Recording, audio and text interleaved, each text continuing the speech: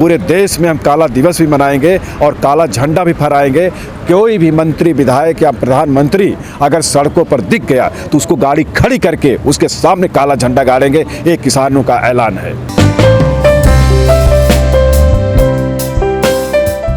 कोई भी सरकार या कोई भी जिला मजिस्ट्रेट अपने ज़िले में जब लॉकडाउन लागू करता है तो सबसे पहले गारंटी उसको देनी पड़ती है कि हम लॉकडाउन कर रहे हैं तो जितनी भी मेडिकल सेवा या आवश्यक वस्तुएं, जैसे उनकी सब्जी है, फल है, दूध है, ये सारी चीज़ें हम घर घर सप्लाई देंगे। इसके बाद वो लॉकडाउन करती है। लेकिन पिछली बार भी, इस बार भी, ठीक है, पहली बार थोड़ी सी गलती की है, लेकिन इस बार उस गलती से भी सबक लेना चाहिए।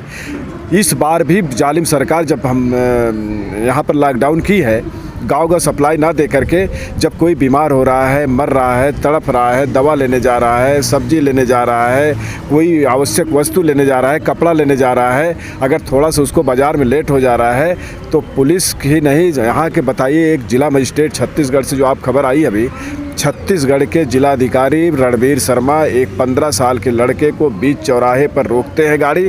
वो बेचारा पर्ची दिखाता है कि मैं दवा लेने जा रहा हूँ मेडिकल हॉल पर। पर्ची की सुनवाई ना करते हुए उसको तुरंत जोर अपना थप्पड़ उठाते हैं, उसको गाल में थप्पड़ मारते हैं। 15 साल के लड़के का मानसिक संतुलन बताइए कैसे रहेगा, जिसको भविष्य उसके हाथ में रहता है। एक छात्र का शोषण, एक नाबालिग बच्चे का जो थप्पड़ मार करके वहाँ का जिला मजिस्ट्रेट शोषण करता है। मैं ऐसे जिला मजिस्ट्रेट को तत्काल प्रभाव से सरकार से चाहता हूं कि उसको टर्मिनेट किया जाए, बर्खास्त किया जाए, क्योंकि ऐसी घटनाएं देश में बहुत जगह से आती है। मैं इस गाजीपुर बॉर्डर पर किसान आंदोलन से हम लोगों को खबर आई, हम लोगों ने उसको मांग भी कर दिया है कि ऐसे जिला मजिस्ट्रेट को हमारे यहाँ कोई काम नहीं है। हमारे उत्तर प्रदेश में आजमगढ़ ज़िले में भी एक SDM द्वारा आजमगढ़ के मुख्य चौराहे पर एक सर्राफा व्यापारी को कॉलर खींच करके बाहर मारा गया और उसको मुकदमे में भी फंसाने का प्रयास किया गया, जिसकी हम घोर निंदा करते हैं। लेकिन उन्होंने माफ़ी मांग लिया सोशल मीडिया पे आकर के। माफ़ी तो रोज़ मोदी जी मांग रहे हैं, देश से रो रहे हैं, तड़प रहे हैं। पहले देश को बर्बाद कर दो, बीच चौराहे पर मारो, बाद में माफ़ी मांगो। ये कैसे भाई? मेरा कहने मतलब माफ़ी मांगने से कल्याण नहीं होगा। माफ़ी मांगते हुए कहो कि मेरे लॉकडाउन नहीं सफर रहा है, इस्तीफा दे दो। यादव जी एक और यहाँ पे DM रहे हैं अगरतला में, शैलेश यादव। वहाँ एक शादी समारोह हो रहा था, वो भी रात में आए थे 11:30 बजे। उन्होंने कहा था कि लॉकडाउन में आप शादी कैसे कर रही हैं, लेकिन उनके पास में बाकायदा अनुमति पत्र था शादी करने का। शैलेश यादव ने ब्राह्मण को थप्पड़ मारा था और शादी वहाँ पे बंद कराई थी। उन्होंने भी तो ऐसे काम किए थे। देखिए, यहाँ ब्राह्मण क्षत्रिय वैश्य से मतलब नहीं है। अगर कोई भी अधिकारी किसी को मार रहा थप्पड़, उन्होंने ब्राह्मण को ही नहीं मारा, उन्होंने दूल्हे को भी मारा, बारातियों को मारा। कितने जिलाधिकारी उठक बैठक करा रहे हैं, जो शर्मनाक है। ऐसा कृत्य कभी भी देश नहीं, पूरा विश्व देख रहा है। ये लोग ऐसे कृत्य को माफ़ नहीं किया जाएगा। ये अधिकारी जो ऐसा करते हैं, क्या इनका ऐसा कानून में आता है? क्या इनको ऐसी कोई ये सब पूरी तरह से गुलाम बन चुके हैं कि मैं ऐसा करूंगा। सुनिए, अब तक कोई ऐसा अधिकार होता है क्या मारने का? एकदम मारने का अधिकार एक जिला मजिस्ट्रेट को, किसी को एक थप्पड़ उगाने का तो अधिकार ही नहीं है, हाथ चलाने का तो कोई अधिकार नहीं। बताइए उस नाबालिग बच्चे पर क्या गुजरी होगी जो अभी पढ़ रहा है। देश का भविष्य का सपना, वो भी कभी प्राइम मिनिस्टर बन सकता है, देश का DM बन सकता है। अभी से उसको मार के इतना डरा दिया गया, ऐसे देखने के बाद न जाने करोड़ों बच्चे हमारे डर गए। तो ये सब गलत बात है। रणवीर शर्मा ने थप्पड़ मारा है, लेकिन जिस तरह से उसकी आलोचना हुई थी शैलेश यादव की, एक ब्राह्मण जो जाति के लोग हैं सब एकजुट हो गए थे, उन्होंने आवाज़ उठाई थी कि इसको टर्मिनेट किया जाए, बर्खास्त किया जाए, और वो काम हुआ भी। उनको हटा भी दिया गया था पद से। यहाँ पर मांग क्यों नहीं हो रही है अब रणवीर शर्मा के लिए? देखिए, रणवीर शर्मा के लिए भी वही मांग है जो शैलेश यादव के लिए भी मांग हुई थी। जो ब्राह्मणों सभी जाति विशेष को बात मत करिए कि ब्राह्मण, उसमें भी ब्राह्मण जो बुद्धिजीवी हैं वो भी रणवीर शर्मा की आलोचना कर रहे हैं, वो भी इनको हटाने की बात कर रहे हैं। अभी खबर भी आई है कि वहाँ की तत्काल प्रशासन, वहाँ किसानों ने भारी हंगामा भी खड़ा कर दिया। बॉर्डरों से भी खबर आने लगी। अभी खबर आई है कि वहाँ के जिलाधिकारी रणवीर शर्मा को वहाँ से हटा तो दिया गया है, वहाँ से तुरंत हटा दिया गया। टीवी एक्टर लेकिन मुनमुन दत्ता, उन्होंने भी अभी मेकअप कराने से पहले कहा था अपने मेकअप मैन से कि मेरा मेकअप ऐसा करिए कि मैं भंगी जैसी ना दिखूं। ये जो ऐसे लोग हैं, कुछ अपर कास्ट के जो तथाकथित लोग हैं, ये ऐसे कैसे किसी की बेइज्जती कर सकते हैं? देखिए, अगर जो भी अराजक तत्व है हमारे देश में अस्पृश्यता का अधिनियम है, हमारे देश में जो भारतीय संविधान में लिखा हुआ है कि अगर कोई किसी को जाति सूचक शब्द का भी प्रयोग करता है तो उसकी जगह जेल होती है। अगर कोई किसी को जाति सूचक शब्द करके, भंगी कह के या किसी जाति सूचक शब्द करके उसे प्रताड़ित करता है, चाहे किसी जाति धर्म मजाब का हो, उसको हमारा देश कभी माफ़ नहीं करेगा। संविधान की धारा के अंतर्गत उसकी जगह जेल होनी चाहिए। लेकिन उनके बचाव में बहुत सारे लोग आ भी जाते हैं। फिर जो बचाव आदमी आते हैं वो पहली बात तो संविधान को मानते नहीं। अगर संविधान को मानते नहीं, देशद्रोही है, उनके स्थान जेल होती है। अगर सरकार इसमें विफल होती है तो हम तो ऐसे सरकार को भी देशद्रोही मानते हैं। अभी तक उसकी रेस्टिंग नहीं हुई है मुनमुन दत्ता की। उसने एक जाति विशेष के लिए गाली दी थी, बाकायदा मतलब जाति सूचक शब्द बोले थे। क्यों नहीं कार्रवाई करती है अधिकारी जो होती है, अधिकारी लोग भी ऐसे लोगों के खिलाफ में? ऐसे लोगों के खिलाफ में कार्रवाई होनी चाहिए। और किसान मोर्चा भी, हम लोग किसान हैं, इसकी आवाज़ भी उठा रहे हैं और इनको सड़क से लेकर के संसद तक हम लोग ले जाएंगे। और जहां भी हम लोगों को आंदोलन करना पड़ेगा, हम लोग आवाज़ उठाएंगे, उसमें पीछे नहीं हटेंगे। राकेश टिकैत जी को मारने की धमकी दी गई है, कैसे देख रहे हैं? मारने की धमकी तो बहुत पुरानी है। जो बादल गरजते हैं पहली बात बरसते नहीं। और जब कोई नेतागिरी करता है, नेता बनता है, उसमें सिर पे वो पहली बात कफन बांधता है, तब वो आता है लोगों का नेतृत्व करने।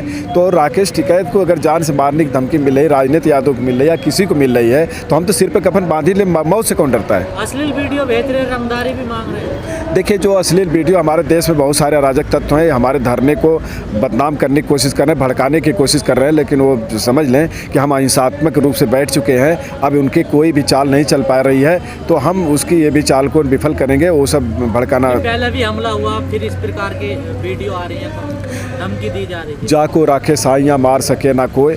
हम तो यहाँ आंदोलन पर देश को बचाने के लिए बैठे हैं। हमारी सुरक्षा स्वयं ईश्वर भी कर रहा है और हम यहाँ पर आंदोलन को जीत के जाएंगे। हम किसी से भभकी से या किसी के अश्लील वीडियो भेजने से या ऐसे करने से हम डरने वाले नहीं। आप आंदोलन क्यों कर रहे हैं? जाको राके साइयाँ मार सके ना कोई, तो मंदिर में जाके आप तपस्या करो तो आपका आंदोलन वैसे ही सफल हो जाएगा। देखिए, ऐसा है, हमारा भगवान कृष्ण ने कहा है कर्म करो, फल की इच्छा मत करो। हम कर्म करने के लिए बैठे हैं। लड़ाई जब युद्ध क्षेत्र में जाया जाता है तो हमारा काम है मजबूती के साथ युद्ध करना। कर्म अगर नहीं करेंगे तो फल की इच्छा भी आप नहीं कर सकते। हमें कर्म करना है, हम कर्म कर रहे हैं और हम जीत के जाएंगे। जो राकेश टिकैत जी के प्रति सम्मान था, किसान आंदोलन के सम्मान के प्रति जो देश भर में सम्मान था, क्या उस सम्मान में कमी आई है क्या? जो इस प्रकार की कॉल आ रही है, पहले हमला भी हुआ राकेश टिकैत पे। मैंने आपसे बताया ना, कुछ अराजक तत्व देश के हमेशा रहे हैं। कुछ देश के गद्दार, जिसमें अंग्रेज़ों का भी शासन था, तो नहीं थे, 5-6 महीने से जिस समय देश में अंग्रेज़ों का शासन था ना, उनको भी जब हटाया जा रहा था, देश में क्रांति मची थी, तो वो भी उनके साथ मिल करके जिसके लिए चोरी करो वही कहता है चोरवा। अगर जिसके लिए आंदोलन कर रहे हो, अगर टिप्पणी कर रहा है, तो समझ लीजिए कि वो अंग्रेज़ों के ज़माने से भी भ्रष्ट और अंग्रेज़ी ज़माने से भी वो कायर और अंग्रेजी ज़माने में जो उनका साथ दे रहे थे उससे भी बड़ा ये जो है कि देशद्रोही व्यक्ति है। हम उसकी बात ही नहीं करते। ऐसे लोगों की टिप्पणी करने से भी बचना चाहिए हमें। राजनीति जी, कोई भी किसी को गाली बक दे, अभी तक गाली बकने, अब सब कहने वालों को जेल में बंद नहीं किया गया। आज देश को 73 साल हो गए आज़ाद।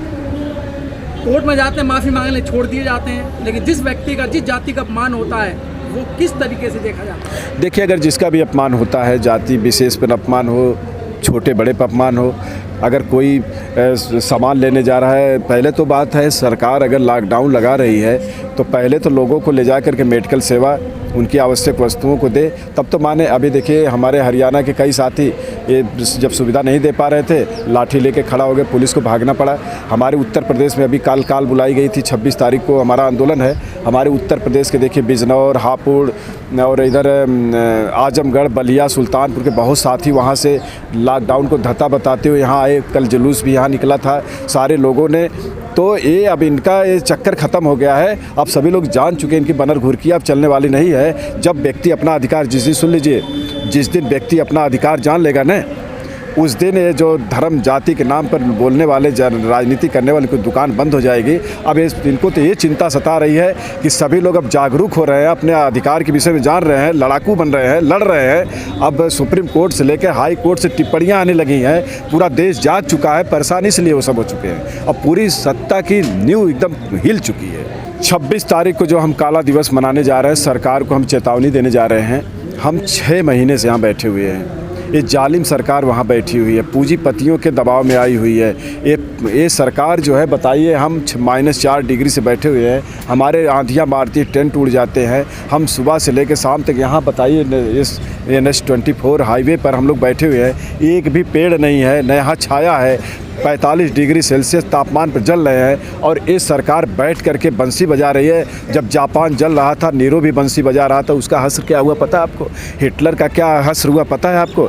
नेपोलियन बोनापार्ट जब जंग के मैदान में लड़ रहा था तो हमेशा लड़ने वाले की जीत हुई, इसीलिए मार्टिन लूथर किंग, अमेरिका के मार्टिन लूथर किंग जूनियर ने कहा था, भाई साहब सुन लीजिए, कि अगर आप उड़ नहीं सकते तो दौड़ो, दौड़ नहीं सकते तो चलो, चल भी नहीं सकते, विकलांग हो तो रेंगो, जिस दिन रेंगना भी बंद कर दोगे मेरे भाई, उस दिन तुम्हारा हश्र बुरा हो जाएगा। इसलिए जुर्म करने वाले से अपराधी जुर्म सहने वाला होता है। हम जुर्म करने वाले से हम लड़ रहे हैं और लड़के और हम जीतेंगे, जो लड़ता है वही जीतता है। ये तो पुरानी बातें हो गई हैं, लेकिन जो 26 तारीख आपने चुनी है, किस तौर पे चुनी है? क्योंकि उस समय जो लोग भगवान गौतम बुद्ध को मानते हैं, बुद्ध पूर्णिमा का बहुत बड़ा त्यौहार है और आप उसमें काला दिवस मना रहे हैं। हम भगवान बुद्ध भी कहे हैं कि शोषण के विरुद्ध अगर आप शांत हो गए, अगर बोले नहीं, तो इससे बड़ा अत्याचार कुछ नहीं हो सकता है। उन्होंने मानवता का भी पाठ पढ़ाया कि लोग मानव में बनिए, आपस में प्यार करिए। हम प्यार मोहब्बत बांटते हुए, हमें किसी से भी नफरत नहीं है, हम प्यार बांटते हुए तोड़ने का काम करते हैं, हम जोड़ने का काम करते हैं। वो नफरत फैलाते हैं, हम फूल फैलाते हैं, हम गले मिलाते हैं। तो हम गले से गले मिलते हुए महात्मा बुद्ध, भगवान बुद्ध की आदर्शों पर चलते हुए, उनकी भी बात मानते हुए उनकी जयंती भी मनाएंगे सुबह, और सुबह के बाद पूरे देश में हम काला दिवस भी मनाएंगे और काला झंडा भी फहराएंगे। कोई भी मंत्री, विधायक या प्रधानमंत्री अगर सड़कों पर दिख गया तो उसको गाड़ी खड़ी करके उसके सामने काला झंडा गाड़ेंगे। ये किसानों का ऐलान है।